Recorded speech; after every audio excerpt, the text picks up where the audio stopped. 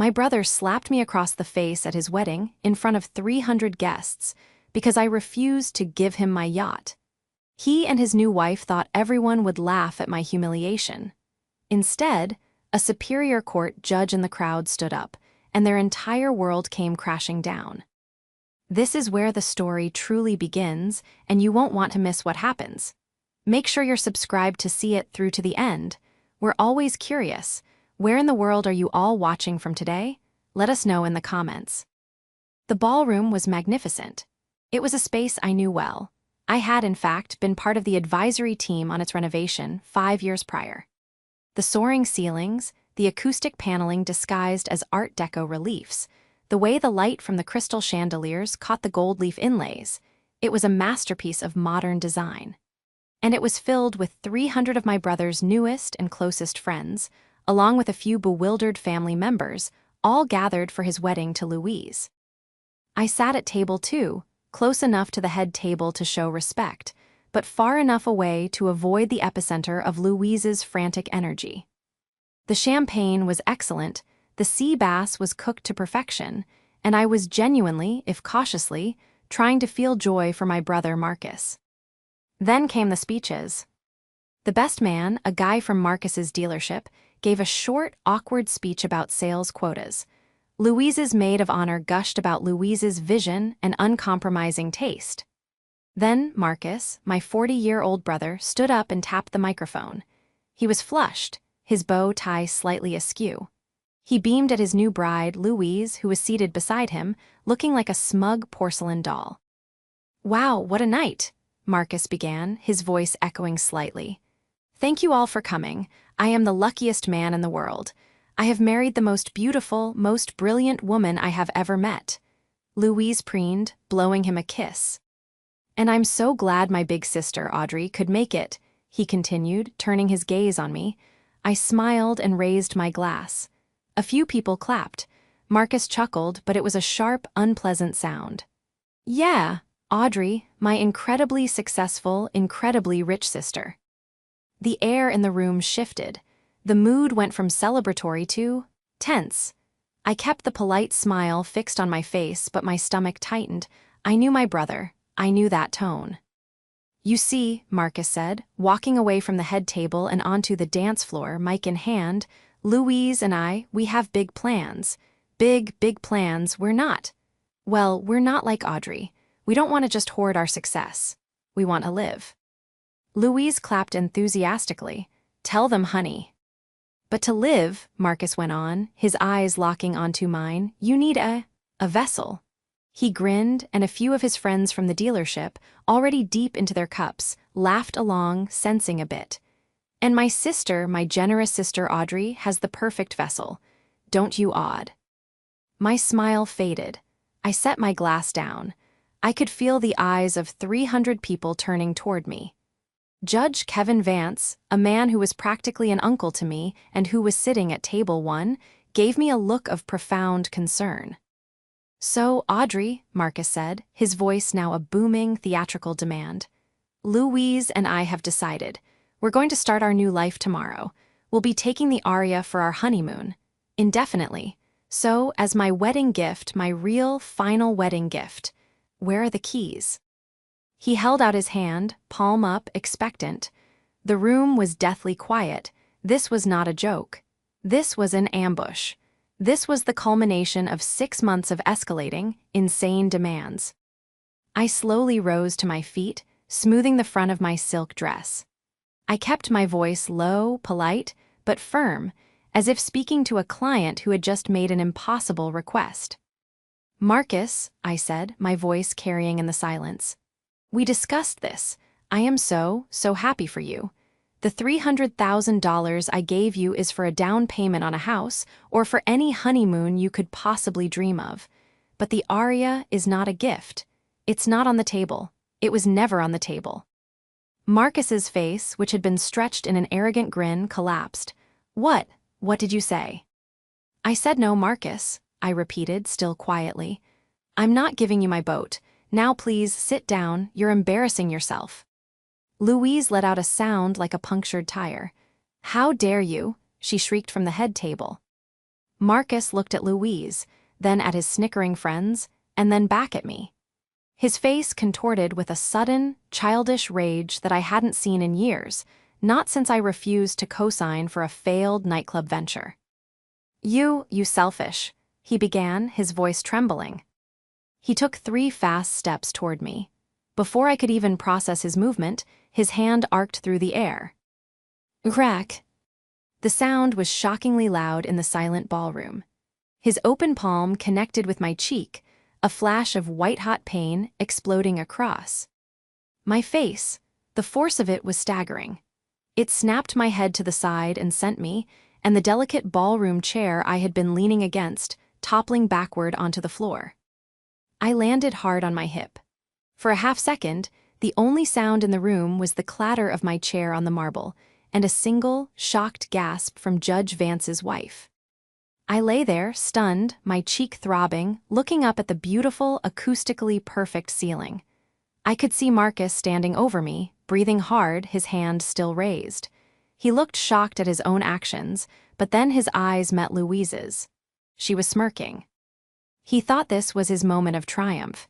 He thought 300 people would see a spoiled, rich sister get her comeuppance. He thought they would laugh. No one laughed. The betrayal was so sudden, so absolute, it was worse than the physical sting. He had not just struck me, he had done it in front of my peers, my friends, and a man I considered a father figure, all to impress his new wife and steal an asset he had not earned. The silence that followed the slap was the loudest sound I had ever heard. The silence stretched for 1 second, 2, 3. It was a suffocating, absolute void, heavier than any sound. 300 guests were frozen, forks halfway to mouths, glasses paused in the air.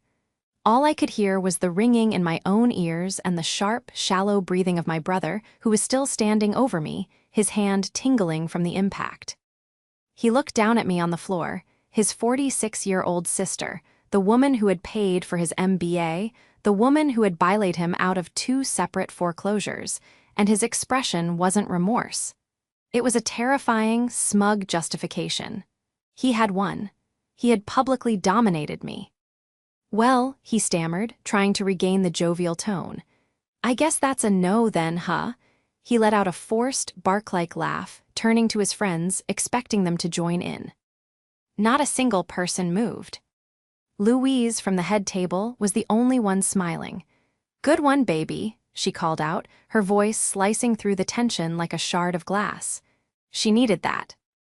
I pushed myself up onto one elbow, my cheek burning, my hip aching from the fall. My mind, the architect's mind that lives on logic and structure, was frantically trying to build a framework for what had just happened. This wasn't a family squabble. This was a crime. "Marcus." The voice that spoke was not mine. It came from Table 1, and it was not loud, but it carried the effortless, unimpeachable authority of a man who had commanded a courtroom for 30 years. Judge Kevin Vance, his face a mask of cold fury, slowly pushed his chair back and stood to his full height.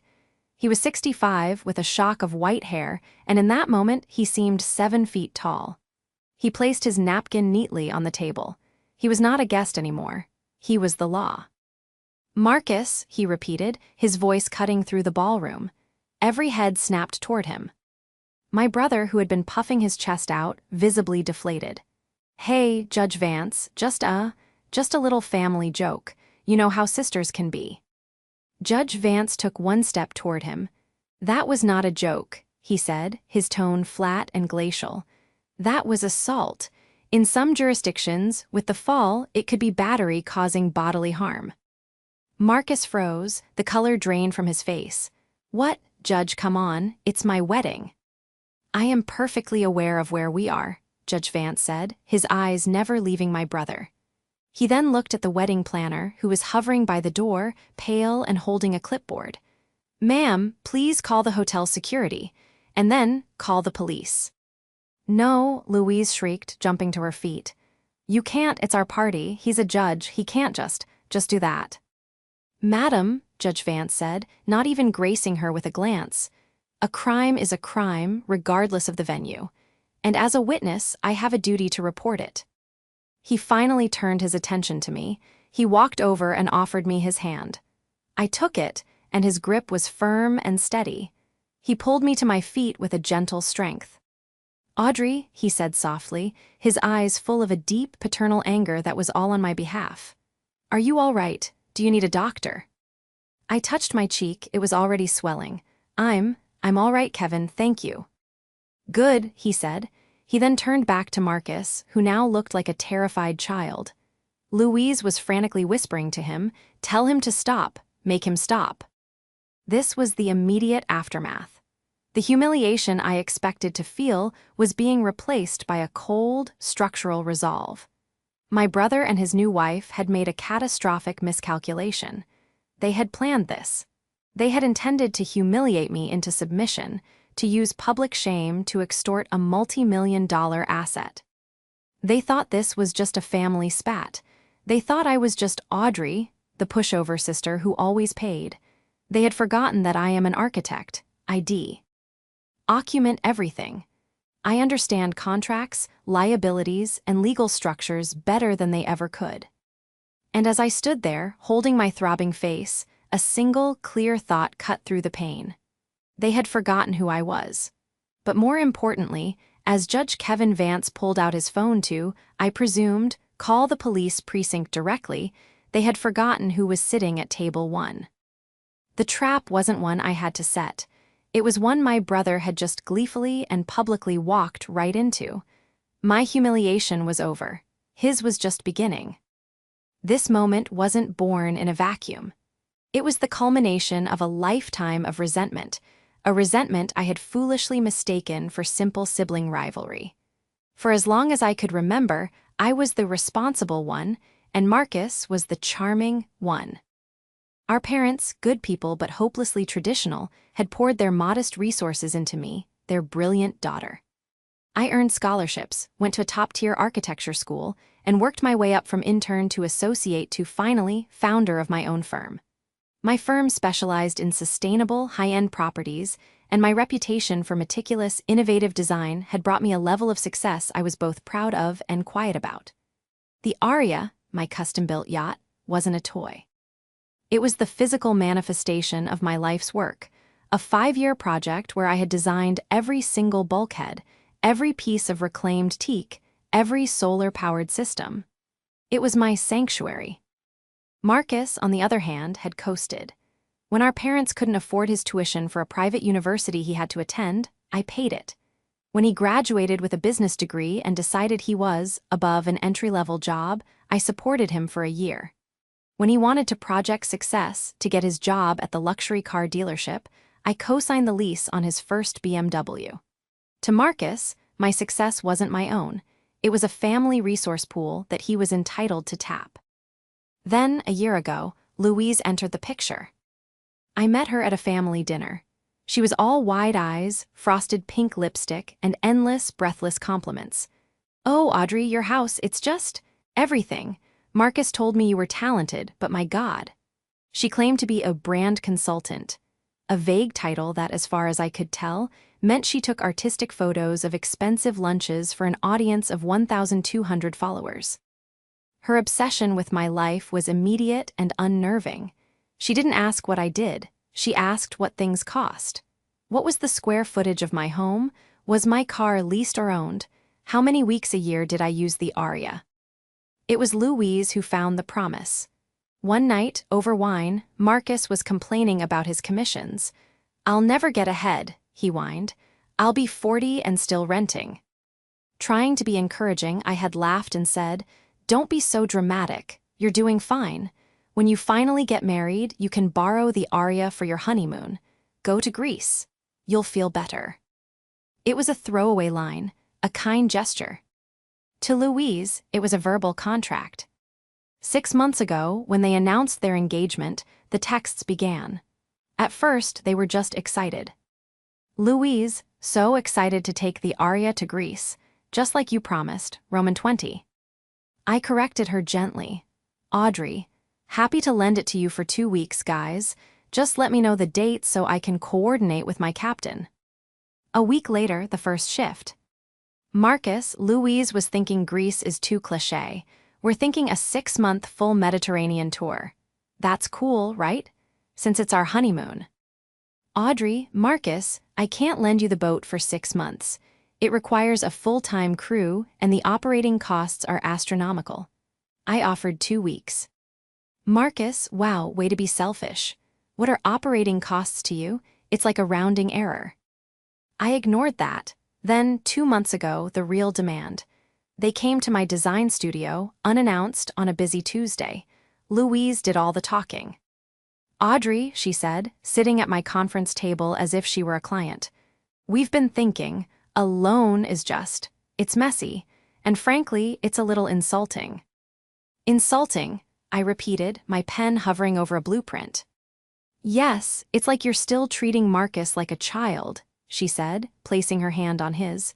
We're a power couple. We have a brand to build, and a boat that isn't ours just doesn't fit our narrative.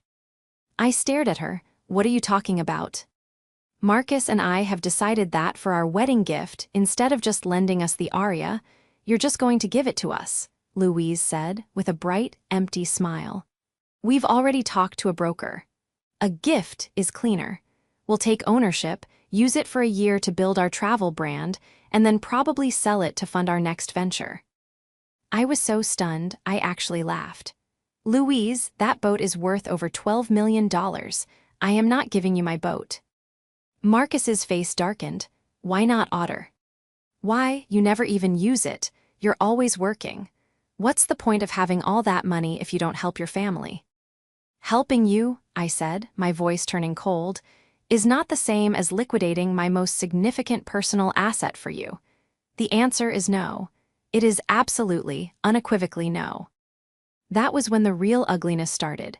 The harassing calls, the texts calling me a selfish hag, the accusations to our parents that I was hoarding the family wealth. I finally decided to end it. I wired $300,000 to a joint account for them. I sent them a card.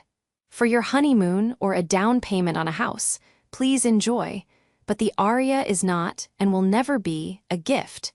This is my final word on the matter. I thought that would be it. I thought the sheer, staggering generosity of a $300,000 gift would shut them down. Instead, they saw it as an insult. Louise, I later learned, told Marcus it was chump change and a slap in the face. And so, as I stood in that ballroom, my cheek stinging, I realized the slap I'd just received wasn't spontaneous. It was premeditated. It was the slap in the face Louise felt she had received, delivered via my brother's hand.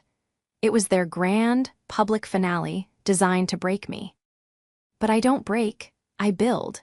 And as Judge Vance led me out of that ballroom, past the stunned faces of 300 guests and the horrified, finally dawning comprehension on my brother's face, I wasn't just a victim.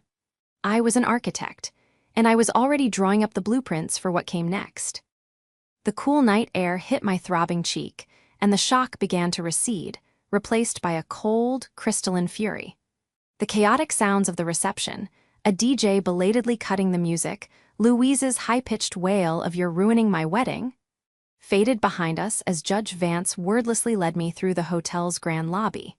He didn't stop until we were in the quiet, carpeted corridor leading to the valet. Kevin, I started, but my voice was shaky. He stopped and turned to me, his expression no longer the fiery judge, but the concerned friend who had held me on his shoulders at a family barbecue 35 years ago. Let me see, he said, gently tilting my chin toward the light. He winced. That's going to be a significant bruise, Audrey.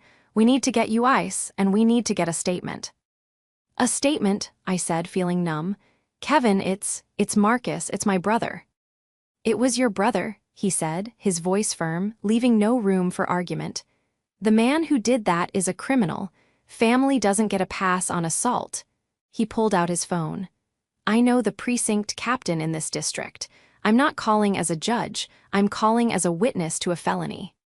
This was the turning point. Part of me, the responsible sister part that was so deeply ingrained, wanted to go home, lock the door, and just cry, to let the humiliation wash over me and then, eventually, sweep it under the rug, just as I had swept Marcus's debts and failures under the rug for 2 decades. But seeing Kevin's resolute anger, his absolute conviction, extinguished that impulse. He was right. This was not a family disagreement. This was a violent act of extortion. "You're right," I said, my voice hardening. "Make the call." While he spoke in low, concise terms to the police, I stood there, my mind clicking into place. I am a designer. My entire career is built on seeing a problem, anticipating the stresses, and designing a structure that can withstand them. Louise and Marcus were a problem, and I had been ignoring the stress they were putting on my life's foundation. When Judge Vance hung up, he looked at me. "They're sending a car. They'll meet us at the downtown precinct. It's better to do it there, away from this." He gestured back toward the ballroom. "It will be faster, and it will be taken more seriously." "Okay," I said. "Thank you, Kevin, for everything, for standing up." "Nonsense," he grumbled. "I'm only sorry I didn't stand up faster." He then flagged down a hotel attendant for an ice pack, which I pressed to my face, wincing at the cold sting.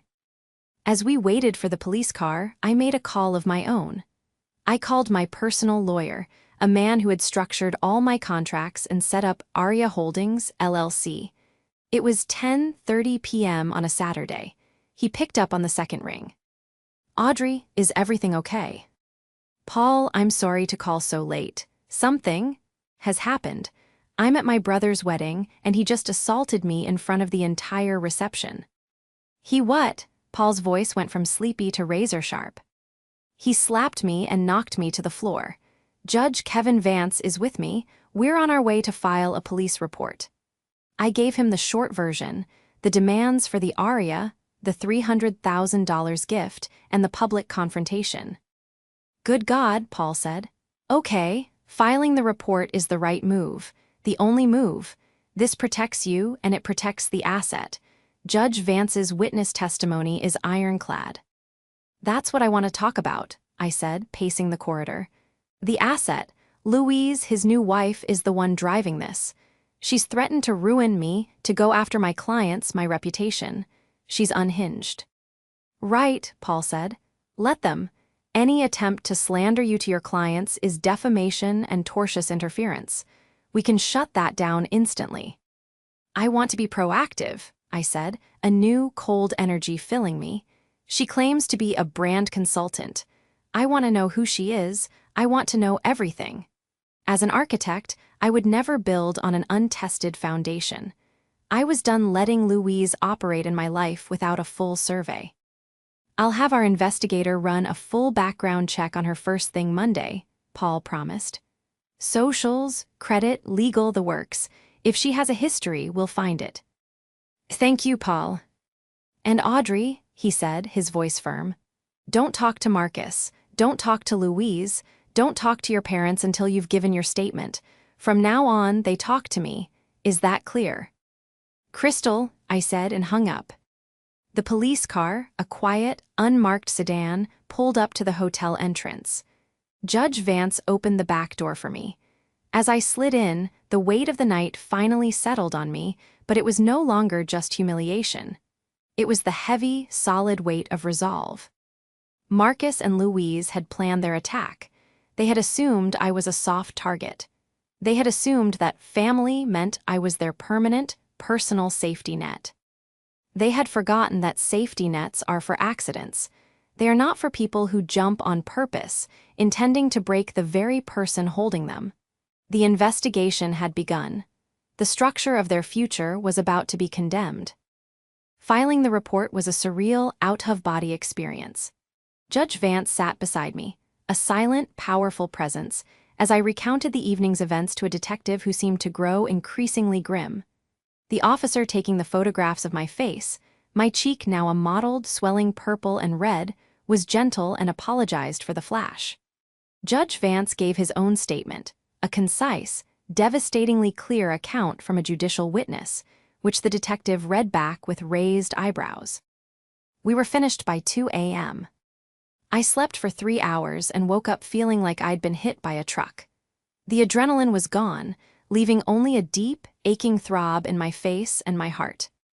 My phone was a wasteland. Dozens of missed calls from my parents, who had presumably been alerted by a frantic Marcus.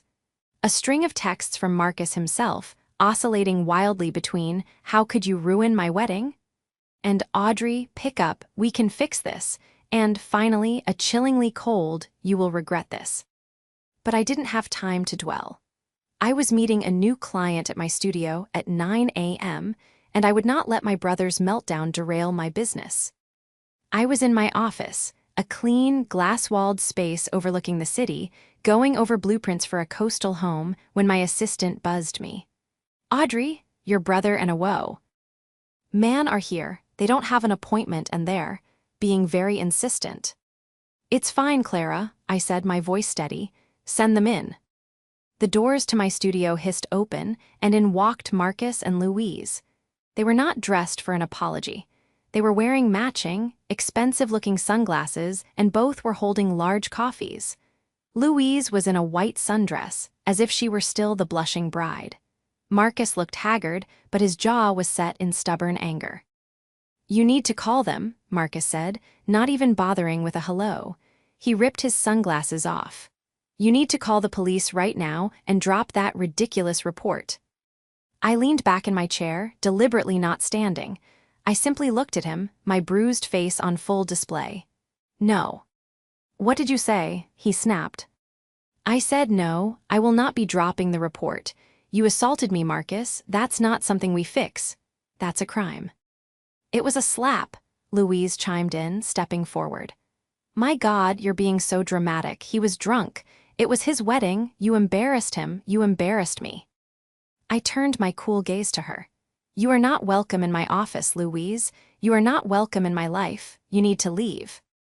"We're not leaving," Marcus said, planting his hands on my desk, scattering a set of my carefully arranged drafting pencils. "We're not leaving until you fix this. You've already given your statement or whatever. Just call them and remember what happened. Say you were drunk and you fell. Say anything. Just make it go away." "So," I said, steepling my fingers, "you're not here to apologize for the assault. You're here to ask me to commit a crime, to file a false report."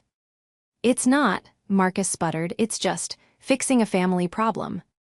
This was it. This was the moment. The arrogance, the total lack of remorse, the sheer, unmitigated entitlement, it was all so clear. "Sit down," I said. It was not a request. Surprised by my tone, they both hesitated. And then, like disobedient children, they sat in the two Eames chairs opposite my desk. "You came here for the aria," I said. "You assaulted me for the aria. You are here, demanding I lie to the police for the aria. You have built your entire future on this one single asset." "It's what you promised," Louise hissed. "I promised nothing," I said, my voice like ice. "But you two are so blinded by your greed that you didn't even bother to do 5 minutes of research." I swiveled in my chair to my computer, pulled up a file, and turned the large monitor toward them. On the screen was a PDF, the Articles of Incorporation for Aria Holdings, LLC. Marcus squinted. "What is this? More of your boring work stuff?" "That," I said, "is the legal owner of the aria.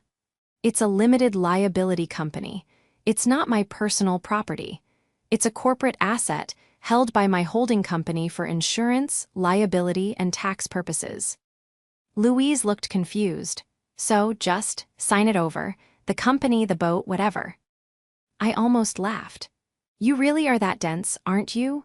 Louise, if I, the sole officer of this LLC, were to gift its only asset, a $12 million asset, to a family member for zero consideration, do you know what that's called?"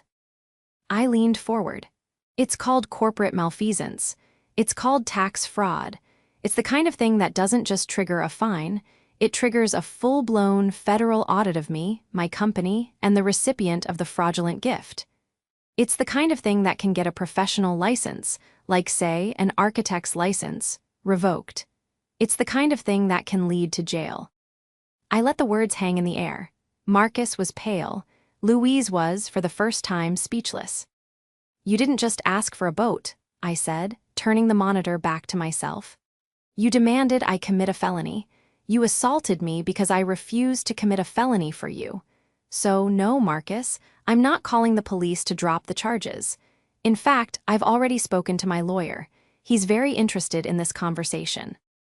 I gestured to the small speakerphone on my desk, where a tiny green light was illuminated.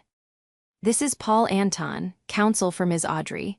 Paul's voice suddenly filled the room, crisp and professional. Marcus, I have a recording of this entire conversation, including your request for my client to file a false police report. That's witness tampering. I'd advise you and your wife to leave the premises immediately before I add that to the complaint. Louise shot out of her chair as if it were on fire. You recorded us. You are in a private place of business, and you were informed you were not welcome, Paul's voice replied. Get out. Marcus stared at me, his eyes wide with a new kind of terror. The anger was gone, replaced by the dawning, sickening realization that this was not a family argument. It was a legal battlefield, and he had just shown up with a water pistol while I was sitting in a tank. Audrey, he whispered, please. Get out of my studio, Marcus, I said, my voice flat. Get out now. They practically ran for the door. As it hissed shut behind them, I let out a breath I didn't even know I was holding. The confrontation was over.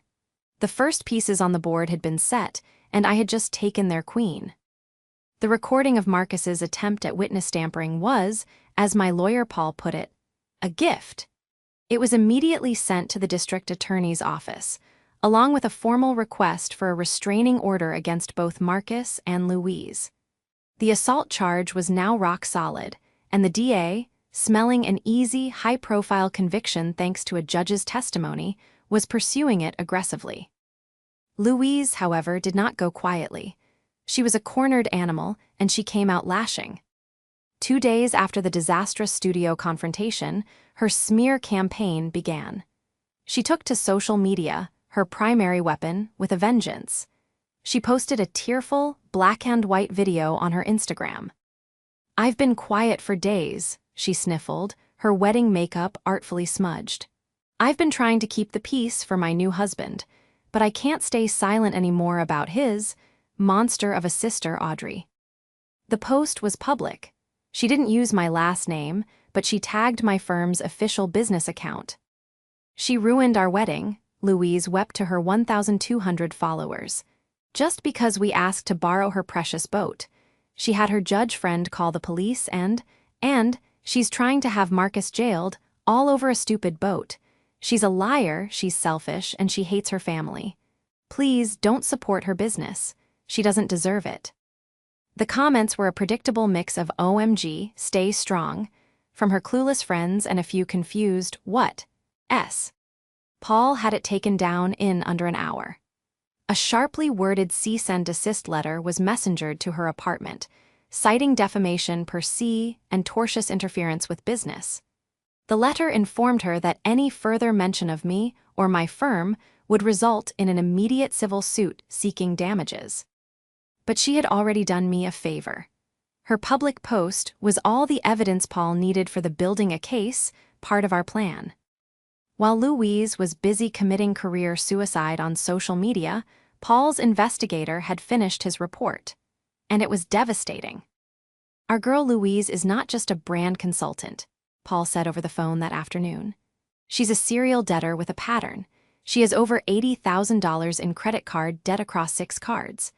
She was sued 2 years ago by a former boyfriend for unpaid loans totaling $30,000. The suit was settled out of court. Before him, an apartment complex in another state won a default judgment against her for $15,000 in unpaid rent and damages. So, she's not just a manipulator, I said, rubbing my temples. She's a professional. She's a predator, Audrey, Paul said grimly. She finds men she thinks have access to money, burns through them, and moves on. Marcus was her ticket to the big leagues. She saw you and the aria as the jackpot. My heart ached for my brother. He was a fool, yes. He was weak and entitled and now violent, but he was also a victim. He was a tool for this woman to get to me. This brought us to the second, more difficult confrontation, our parents. They had been calling me nonstop, leaving tearful, angry messages. "How can you do this to your brother? You're tearing this family apart. He made a mistake." I had agreed to meet them at their house, but on my terms. I would not be alone with Marcus. I would come, present my side, and leave. I arrived on Sunday, a week after the wedding.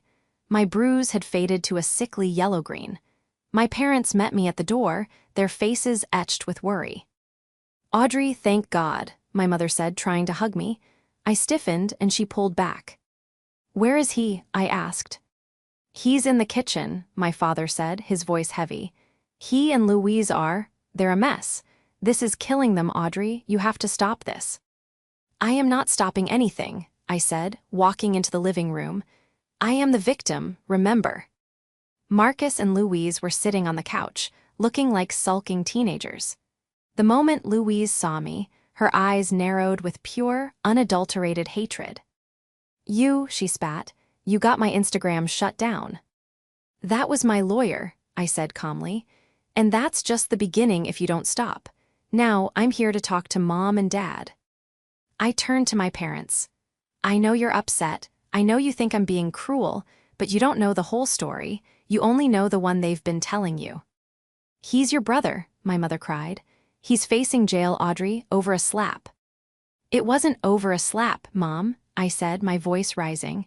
"It was over this." I took the investigator's report from my bag and tossed it on the coffee table. "What is this?" my father asked. "That," I said, "is a background check on my new sister-in-law. Go ahead, read it." My parents stared at the papers. Marcus lunged for it, but I snatched it away. "Not for you, Marcus. This is for them." I handed the first page to my father.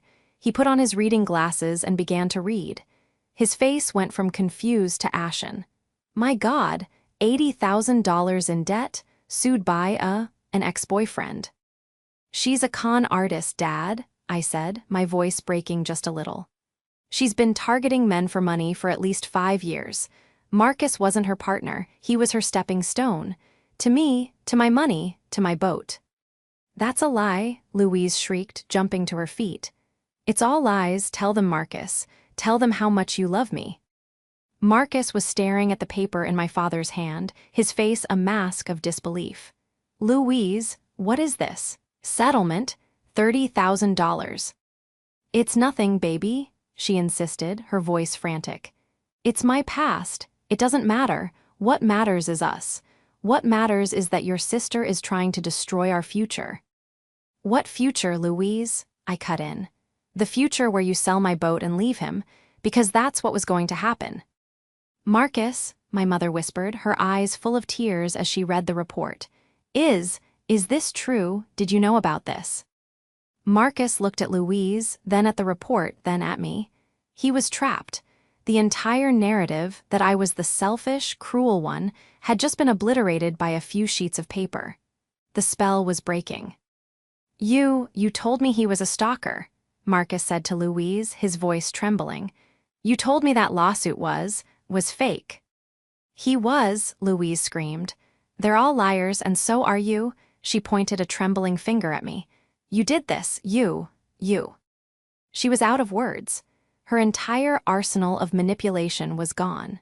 She was exposed. In front of the family she was trying to fleece, and the man she had used as a battering ram. Marcus, finally, looked at me. The anger was gone, replaced by a dawning, bottomless horror.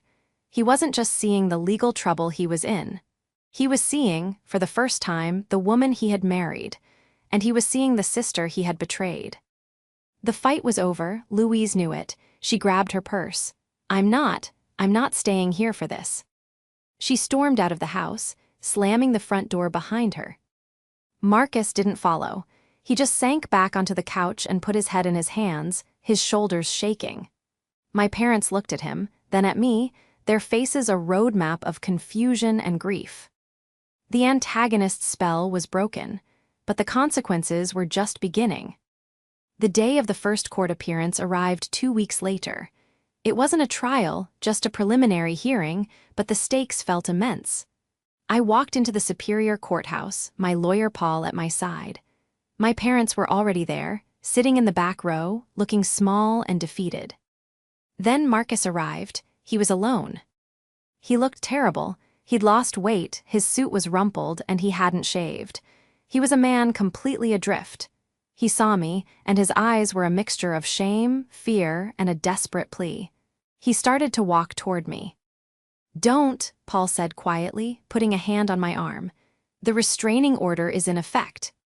Marcus stopped, wringing his hands, and shuffled into the front row to sit with his public defender. Louise was nowhere to be seen. "All rise," the bailiff called out. We stood. The judge entered and my stomach dropped. It wasn't Judge Vance, of course it wouldn't be, as he was a witness, but it was a judge I recognized. Judge Maria Santos, known for her no-nonsense, by-the-book approach. "Calling case 774B, the People versus Marcus," the bailiff said. Marcus and his lawyer stood. The prosecutor, a sharp woman in her 30s, stood as well. "Your Honor," the prosecutor began, "the people are pursuing the maximum charge of battery. The defendant, at his own wedding reception, in front of 300 witnesses, violently struck his sister, the victim, Ms. Audrey, causing her to fall and sustain injury." The public defender sighed. "Your Honor, this is a family matter. A tragic one-time misunderstanding fueled by alcohol at a wedding. My client is deeply remorseful. He's a 40-year-old man with no prior offenses. A battery charge is excessive. We believe this should be a simple misdemeanor, deferred with anger management." Judge Santos looked over her glasses at Marcus. "A misunderstanding? I have the police report here. I have the photographs of the victim's face. It looks like more than a misunderstanding to me." "And Your Honor," the prosecutor added, "we have more. The people would like to submit this." She handed a file to the bailiff, who passed it to the judge. "This is a sworn witness affidavit from the Honorable Judge Kevin Vance, who not only witnessed the assault but was the one to report it. He describes the act as willful, malicious, and entirely unprovoked." A murmur went through the courtroom. Judge Santos's eyebrows shot up. She read the statement, her expression hardening. "A sitting judge is the primary witness," she said, looking at the public defender. "And he used the word malicious." "Judge Vance is a family friend, Your Honor," the public defender stammered, clearly blindsided. "He's biased." "Biased?" Judge Santos snapped. "Or an expert witness to the law? I've known Judge Vance for 20 years. He is not a man given to hyperbole. This affidavit is extremely compelling." The prosecutor wasn't finished. "Furthermore, Your Honor, we have evidence of witness tampering. The defendant and his wife, Ms. Louise, approached the victim at her place of business 2 days after the assault, demanding she file a false report and recant her statement. We have a recording of this, provided by the victim's counsel." That was the knockout blow. The public defender's face went white. Judge Santos slammed the file shut. "Witness tampering," she said, her voice dripping with contempt as she stared at Marcus. "You assaulted your sister in front of a judge, and then you tried to get her to lie to the police about it." Marcus trembled, looking desperately at me. "I didn't. She made me." "Mr. Marcus," the judge said, "you are in a very, very deep hole, and you seem intent on digging faster. Given this affidavit and the new evidence of tampering, the people's request for the maximum charge is not only reasonable, it's practically required." And just like that, the showdown I had been bracing for was over. It hadn't been a dramatic confrontation in a public place. It had been a quiet, systematic legal dissection in a half-empty courtroom. The judge set a date for the plea. The public defender, knowing he had no case, told Marcus his only option was to plead guilty and beg for mercy. I stood up and Paul gathered his things. As I turned to leave, I saw her. "Louise." She was standing in the back of the courtroom, by the door, having slipped in late. She was not wearing designer clothes. She was in jeans and a cheap-looking top, her hair a mess, her face pale with fury. She had clearly been waiting for me.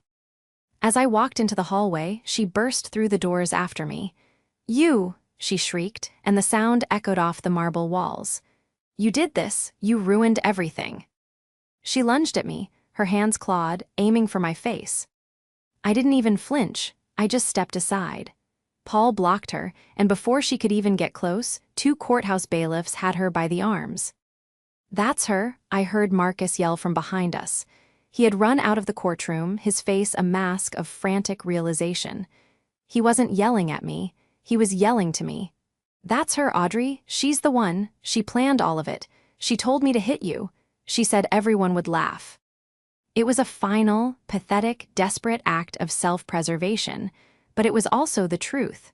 He was throwing his wife to the wolves to save himself. Louise, held fast by the bailiffs, seemed to collapse. Her final, public humiliation was complete. She had lost. She had lost the boat, she had lost her brand, and she had just lost her husband. Get her off me, she screamed, but there was no fight left. It was the sound of a hollowed out shell. The bailiffs dragged H. Still screaming, toward the security desk. Marcus stood there in the middle of the hallway, a man utterly broken. He had built his entire world around this woman, and he had just set the match to it himself. He looked at me, his eyes empty. Audrey, he whispered. I just shook my head. Paul put his hand on my back and guided me toward the exit. I didn't look back. The fallout was swift and total. Marcus, on the advice of his public defender, pled guilty to battery and misdemeanor witness tampering.